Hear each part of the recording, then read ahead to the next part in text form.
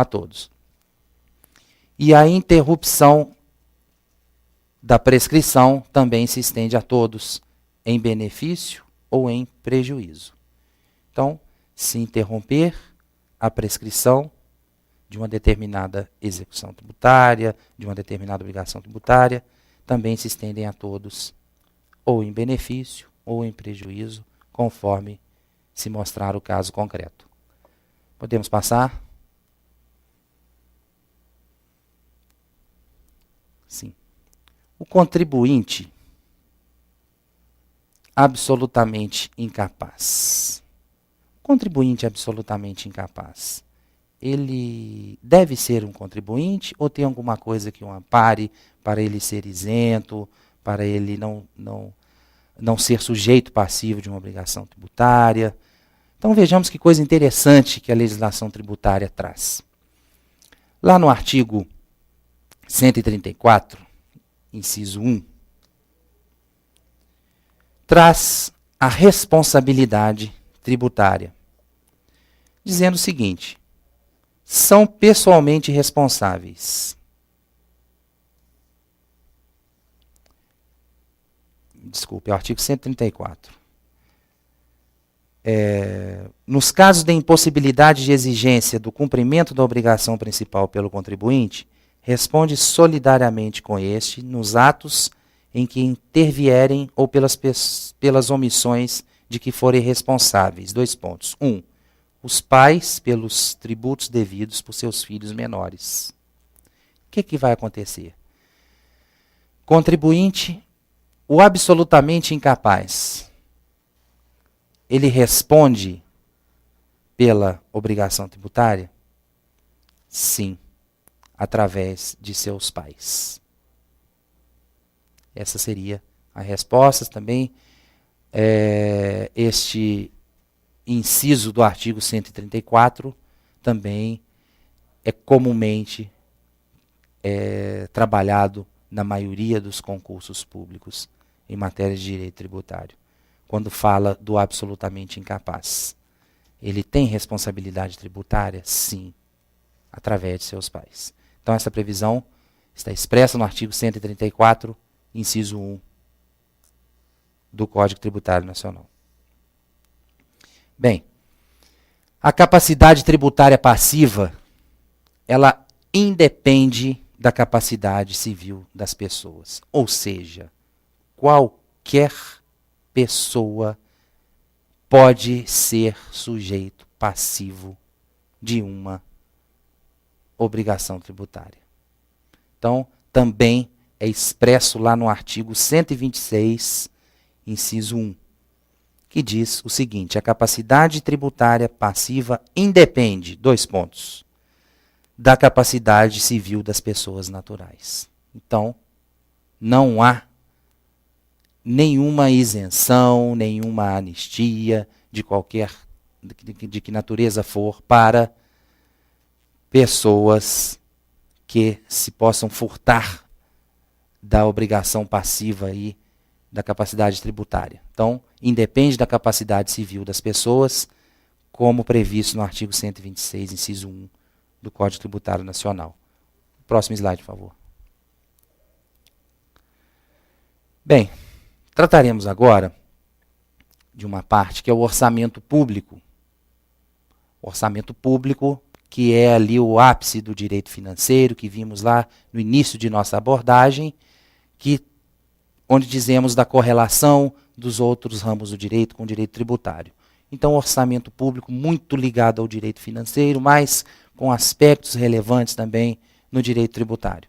O orçamento público, a sua parte conceitual, traz a noção de que exprime em termos financeiros a alocação, o armazenamento, a condução dos recursos públicos arrecadados. Decisões políticas de ações prioritárias, planejamento contábil, financeiro e controle. Orçamento público traz, nas suas características, autorização de despesas, mas todas essas condições, todas essas características devem estar em estrito cumprimento ao princípio da legalidade. ou seja, deve estar instituída por lei. Nada se faz com orçamento público se não houver previsão legal para tanto. Orçamento público, então nós temos aqui a Lei Orçamentária Anual, a LOA.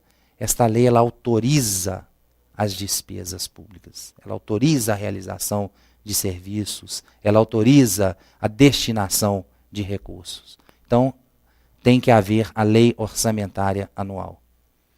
E o processo orçamentário, ele vem com uma composição de alguns pontos, como a elaboração da proposta do orçamento, apreciação e votação no legislativo. Então tem aos períodos para que isso seja encaminhado à Casa Legislativa para votar e aprovar.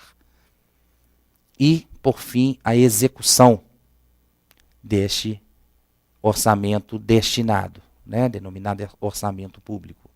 Pode passar, por favor? O controle, que é o acompanhamento e a avaliação. Portanto, não é somente passarmos as fases de um orçamento público, proposta, votação, elaboração, execução. Após a execução, há um controle e acompanhamento. O que quer dizer?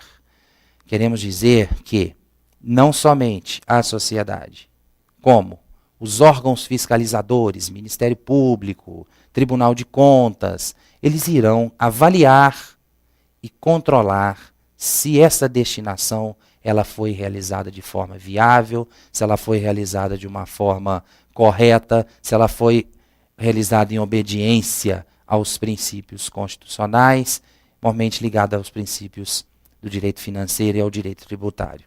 Pode passar, por favor? O Orçamento Geral da União, como outro exemplo de orçamento público, né, fixa as despesas do governo federal, legislativo, executivo e judiciário.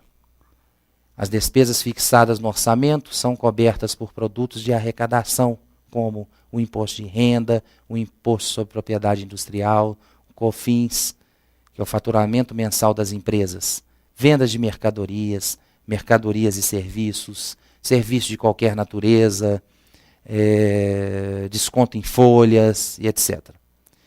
Gastos financiados por operação de crédito, dívida do Tesouro Nacional, junto ao mercado financeiro interno e externo. Então, orçamentos são elaboração e estruturação do que deve e o que pode se gastar mediante uma aprovação e logo após um controle de sua execução. Podemos prosseguir. E também, como princípios, temos no orçamento público os princípios orçamentários. Então vejamos que é uma lei muito antiga, lá de 1964, que começou a regular esses princípios orçamentários, que é a Lei 4.320. E essa Lei 4.320, ela permanece no nosso contexto até os dias de hoje. Então, trazemos aí, além da Lei 4.320, 64, o Plano Plurianual, a Lei de Diretrizes Orçamentárias, que é a LDO, como também reguladoras, como princípios reguladores de qualquer orçamento público, seja ele em qualquer esfera da administração pública, federal, estadual ou municipal. E, começando ali pela Lei 4.320, 64, trazendo ali a definição, o artigo 2º desta mesma lei, que traz a lição de que a lei do orçamento conterá a discriminação de receita e despesa, de forma a evidenciar a política econômico-financeira e o programa de trabalho do governo. Como que o governo vai se programar com este orçamento? Obedecendo os princípios da unidade, universalidade e anualidade. Então nós vemos que ele fala em princípio da anualidade, né? O tributo, ele só entra em vigor no exercício seguinte aonde que a lei for instituída. Então nós vamos ver para frente que outros princípios do direito tributário vieram, chegaram, surgiram de forma a beneficiar o contribuinte. Podemos passar? Princípio da unidade.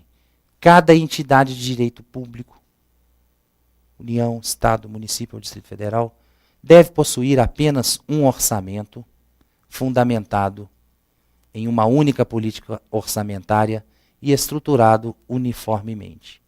União, Estado, município. Então, cada ente deste deve possuir um orçamento. Então, há esta previsão constitucional de que cada ente público deve possuir o seu próprio orçamento, abordando aquelas características, né? A elaboração, a votação, a aprovação, a execução, o controle e a avaliação. Temos também como princípios aí dos orçamentos públicos o princípio da universalidade. Vamos ver o que fala o princípio da universalidade. O princípio da universalidade, a lei orçamentária deve incorporar todas as receitas e despesas. Nenhuma dessas instituições devem ficar fora de orçamento.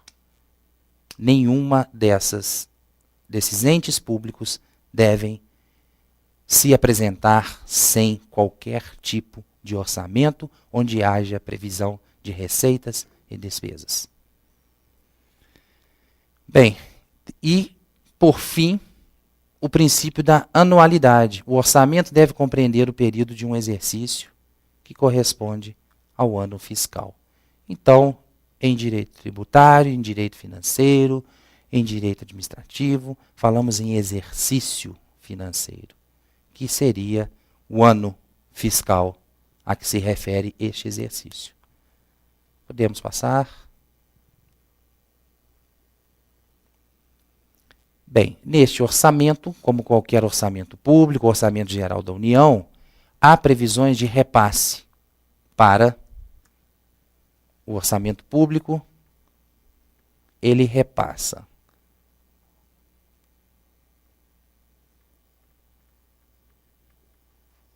da União para os estados e municípios. Então, orçamento público,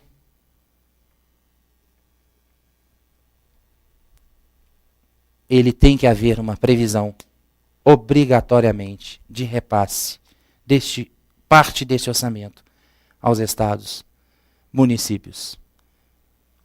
47%, há um dado aqui, 47% do imposto de renda e do IPI, o imposto de propriedade industrial, através de fundos de participação dos estados, Distrito Federal e municípios. Os governos estaduais contam com 75% da arrecadação do ICMS e do IPVA, que são impostos estaduais. As prefeituras contam, além do repasse da União, com o IPTU e 25% da arrecadação do ICMS e 50% do ITR, que é o Imposto de Transmissão Rural.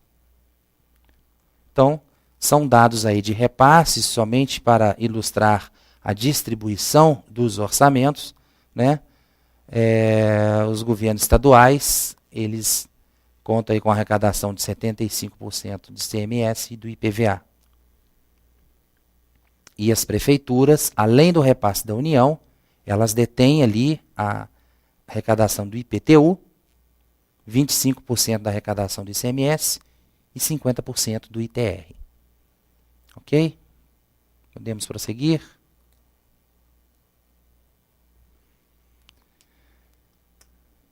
Metas para a elaboração da proposta orçamentária são definidas pelo Plano Plurianual e priorizadas pela Lei de Diretrizes Orçamentárias, LDO. Então, senhores, Plano Plurianual, Lei de Diretrizes Orçamentárias. São também coordenadores destes orçamentos públicos. Plano Plurianual, Lei de Diretrizes Orçamentárias. Então, PPA, que é o Plano Plurianual, elaborado pelo governo, encaminhado ao Congresso para discussão e votação, e aqui vemos um prazo para isso.